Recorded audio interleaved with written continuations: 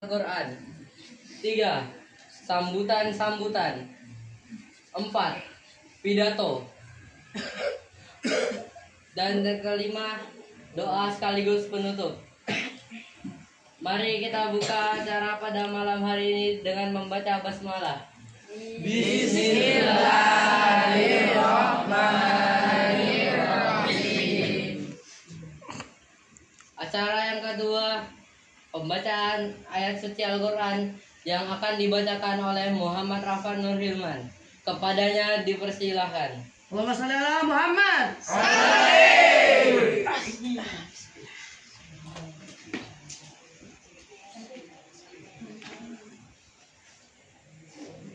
Assalamualaikum warahmatullahi wabarakatuh. Waalaikumsalam warahmatullahi wabarakatuh. A'udzu billahi minasy syaithanir rajim. Bismillahirrahmanirrahim.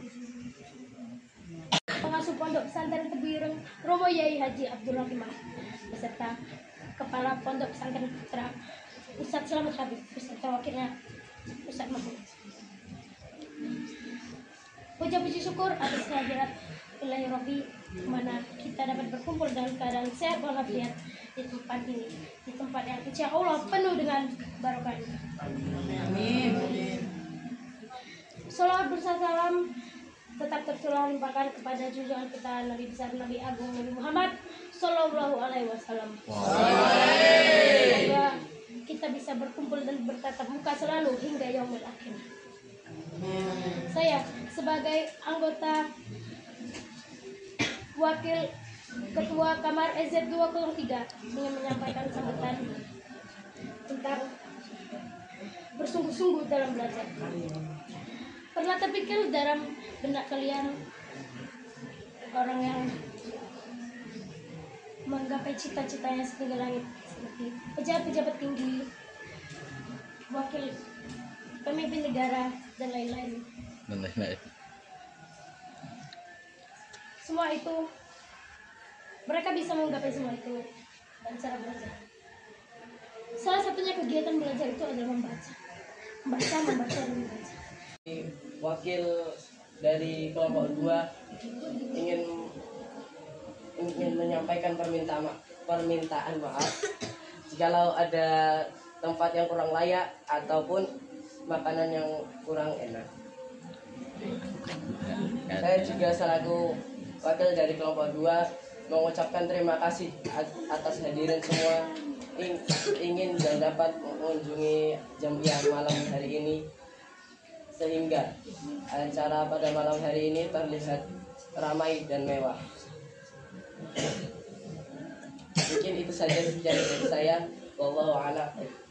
Mungkin itu saja sekian dari saya. Wallahu muwaffiq ila aqwamit thoriq. Wassalamualaikum warahmatullahi wabarakatuh.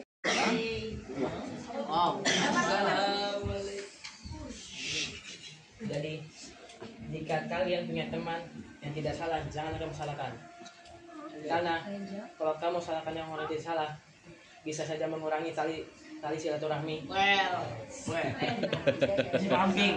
Dan saya punya cerita saat kecil dulu. Suara teling ah. Jangan aku cak.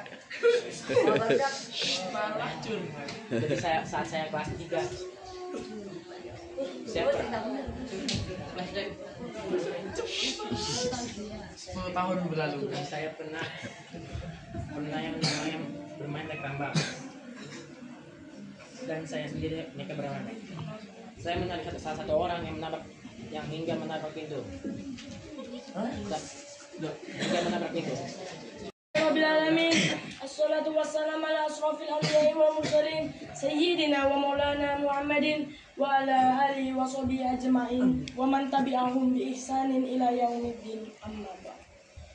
Berdirinya saya di sini bukan sebagai kiai, bukan pula sebagai ustadz, tapi saya hanya sebagai santri yang mengaji kepada kiai dan menjalankan perintah kanjeng Ilahi Rabbi. Jika kita membuka kembali sejarah Islam pada zaman jahiliyah, membunuh ialah hal yang sudah wajar. Tidak ada rasa belas kasihan di antara mereka. Perbudakan telah menjadi akar kehidupan mereka. Karakteristik orang saat itu sama seperti lelaki yang telah memasuki pada zaman kegelapan. Di suatu jalan berlumpur, tidak ada tongkat maupun lampu untuk meniti jalan. Untungnya Allah Subhanahu wa taala memilih Nabi Muhammad SAW untuk menjadi kekasihnya dan menyebarkan agama Islam. Allah Subhanahu wa taala juga memiliki kitab agung bernama Al-Qur'an yang mengandung pengetahuan, hukum, dan juga cara hidup di dunia. Nabi Muhammad SAW tidak pernah menyerah dalam menyebarkan agama Islam, walaupun diterpa cobaan, hujatan, serta tantangan. Beliau hanya hidup selama 63 tahun, tapi keberhasilannya di dunia dalam menyebarkan Islam sungguh besar. Teman-temanku sekalian, masa jaya Islam terdapat pada dinasti Abbasiyah, di mana Islam pada zaman itu bisa hidup tenang tanpa adanya bunuh-bunuh. Pada abad ke-21 ini, Islam telah tersebar ala asrafil anbiya'i wal mursalin sayyidina wa maulana Muhammadin wa ala alihi wa sahbihi ajma'in. Amma ba'd. Puja puji syukur kepada kehadirat Allah Subhanahu wa taala yang telah memberikan kita kesehatan agar dapat berkumpul di tempat yang insyaallah penuh barokah ini. Salawat serta salam selalu tercurahkan kepada Nabi besar, Nabi agung, Nabi Muhammad sallallahu alaihi wasallam. Saya di sini sebagai santri yang sedang menuntut ilmu akan berpidato tentang pentingnya menuntut ilmu. Banyaknya orang-orang yang berhasil dan juga sukses, dan juga banyaknya orang-orang yang gagal dan terpuruk. Itu tergantung dari bagaimana cara mereka belajar. Contoh bisa kita lihat dari saat kita ujian tengah semester.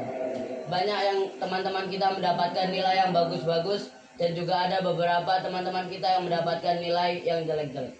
Nah, yang mendapatkan nilai yang jelek-jelek ini kemungkinan mereka saat belajar tidak serius ataupun kurang dalam belajar. Tidak hanya saat sendiri belajar, juga bisa dalam berkelompok.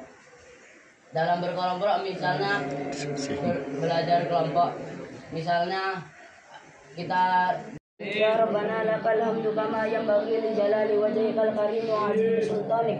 Allahumma salli ala sayyidina Muhammad wa ala ali sayyidina Muhammad. Allahumma fil dzunubana wal walidina warhamna kama rabbayana shaghira wal jami'il muslimina wal muslimat wal mu'minina wal mu'minat ala ya'i wal amwat. Allahumma inna nas'aluka salamatan fid din wa afiyatan fil jasad wa ziyadatan fil ilmi wa barakatan fil rizqi wa taubatan qoblal maut wa rahmatan indal maut wa maghfiratan ba'dal maut. Allahumma awin alaina fi sakaratil maut wa najata minan nari wal awfa inal hisab. Rabbana la tuzigh qulubana ba'da idh hadaytana wa hab lana min ladunka rahmah innaka antal wahhab. Rabbana atina fid dunya hasanah wa fil